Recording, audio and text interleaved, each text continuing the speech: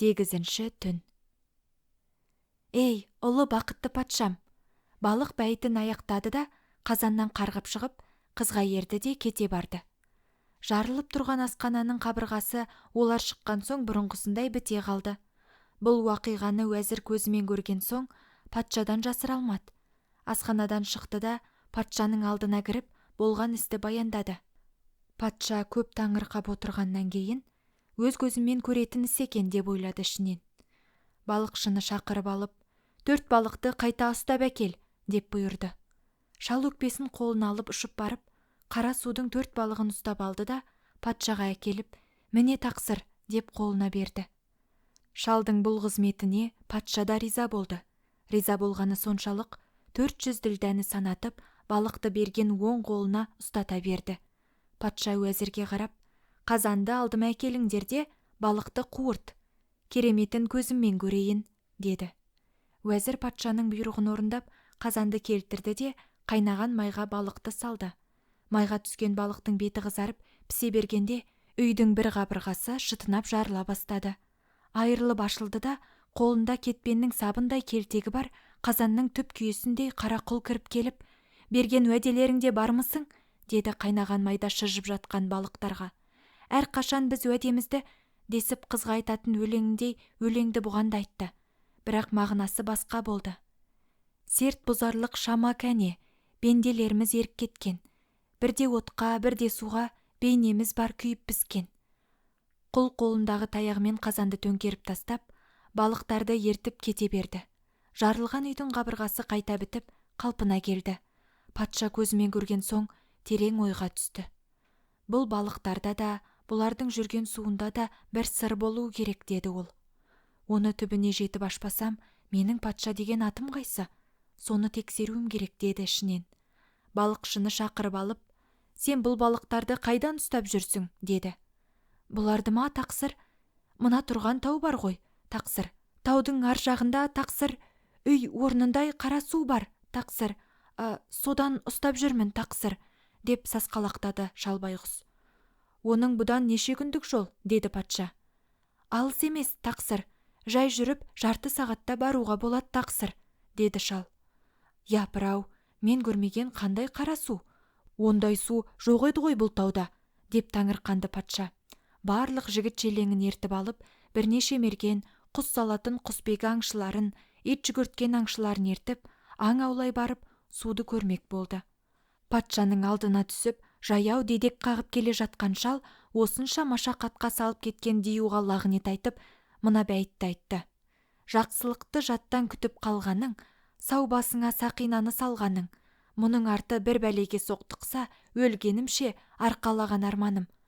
Патша шұбатылған қосынымен таудың басына шықты. 4 жағы көкке тіреу болғандай, асқардың ортасында жатқан бір жазық екен. Патша соны көрген соң, уәзірді жайлап қана шақырып алды. Бұл сияқты жерде, бұл бейнелі тауда, бұл орында болмайтын.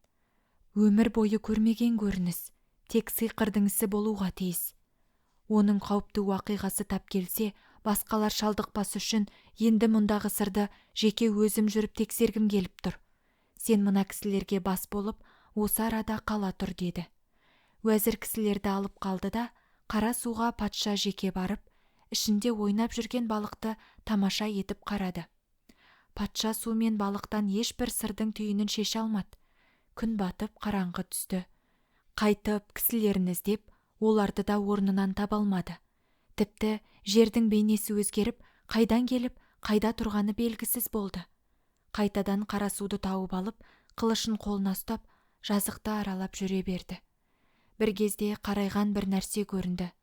Патша қуанып жанына жақындаса, болаттан 2 жақты есігі бар бір ордаға кез болды. Оның барлық қабырғаларын мәрмәр тасынан қалапты. Есіктің бірі ашық, бірі жабық тұр екен. Ашық тұрған есіктен кіріп, іштегі бір есікті қақты. Ешбір жанның дыбысы жоқ. Ол 3-ке шейін қақты, бірақ дыбыс берген жан болмады. 4-ші рет есікті тарсылдатып, тағы да ұрды да, есікті ашып тұрып, мұнда адам баласы тұра ма? Мен бір жолаушы қонақпын. Бар болсаң, мұнда келіп тіл қат, деп айғай салды. Ешбір дыбыс тағы болған жоқ. Бұл бір иесіз қалған орда екен, деді патша. Сөйтіп патша отыратын бөлмесіне қарай кіре берді. Бірақ онда да ешбір жаннан дерек жоқ. Мұнда адамның өзі болмаса да, адам отыратындай кілем, көрпе жаюлы, бірақ қауыздың төрт бұрышына 4 жолбарысты қызыл алтыннан жасап қойыпты. Олардың ашылған аузынан лағыл гәухәр төгіліп тұр. Патша бұл сияқты жерде бір жанның болмауына өте таңырқанды. Түн пердесі көтеріліп, таң нұры сарғая бастады. Таң сәулесімен сарайдың ішін аралап демін алып отырды. Бұл жерде бір адам баласына кездессем, балық пен судың жайын білсем, мақсатым орындалған болар еді-ау, деп отырған жерінде қиялданды. Бір кезде зарлаған бір дауыс құлағына сап ете қалды. Құтылатын бәледен бақытты күн бар ма еді? Не бір жерден, не көктен болар ма жанның жәрдемі? Сондай бір жан кез келіп, жанап өтсе қасымнан, селдей төгіп сөйлесем, өткен істі басымнан. Сонда әрі жан беріп, не шат болып күлейін, түтеп тұрған іштегі зарымды айтып берейін, дейді ол зарлаған жан. Патша дауысты есткен соң, жайлап орнынан тұрды да, дауыс шыққан жерге келді. Ашылмаған театрдың сахнасындай тартулы тұрған пердені көрді. Пердені ашып жібергенде, мола басына орнатқан тастай қақайып отырған бір адамды көзі шалды. Оның суреті қыр мұрынды, ақ құба, ұзын кірпік, қара көз, екі кісі мінгендей, екі иығы, екі кес, екі беті қызарып, нұрланады күндейін, қаны қашқан бозарып, солғын тартқан гүлдейін.